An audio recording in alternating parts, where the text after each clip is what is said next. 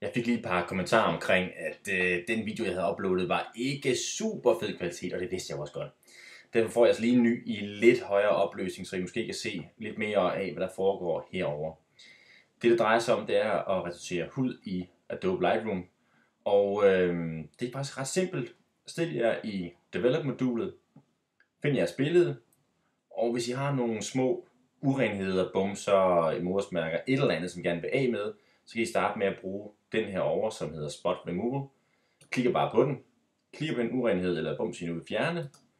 Så kan I så vælge med den hvide ring, hvor I gerne vil tage et stykke af huden fra, og så ligesom kopiere ind på det andet stykke. Super enkelt.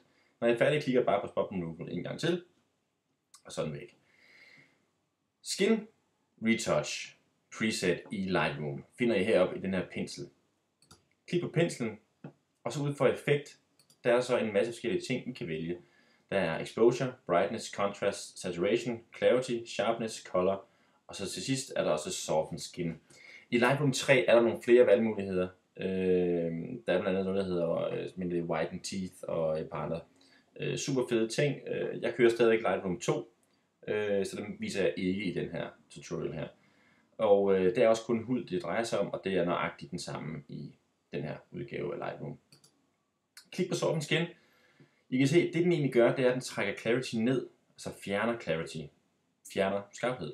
Det er sådan set bare det, den gør. Automask, det betyder, at den selv mere eller mindre kan finde ud af, hvad det er, du mener. Altså hvor du gerne vil retusere huden henne. Det vil sige, hvis du starter her på den hud, at der er eksempelvis hernede, jamen, så vil den stadigvæk kunne regne ud. Jamen, altså, det er det, den gerne vil. Altså det, den skal. Nu skal vi se, hvad jeg fik lavet her. Ja, vi har gjort den mikrolille, tror jeg. Sådan der. Så hvis nu starter med huden her og gør sådan her, kører lidt retusering på huden og kører ud over hernede, så kan den faktisk regne ud, at om det ikke er trøjen, jeg vil retusere. Derfor bliver trøjen urørt. Det er ikke helt optimalt, men det er rent faktisk bedre, end man sådan bare skulle tro. Men altså, jeg kører rundt her med Soften Skin værktøjet. Jeg ved ikke, hvor tydeligt det er på videoen, hvor blødt det bliver, men effekten er nogenlunde ligesom hvis du laver en blur-effekt i Photoshop. Nogenlunde. Nu prøver jeg lige at køre den hele vejen rundt her. Sådan der.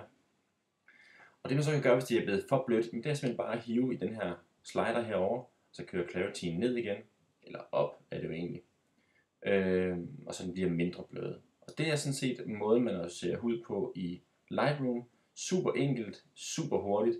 Det er ikke helt på niveau med Photoshop i præcision og hvor lækkert det ser ud, hvis man kører det op i større størrelser.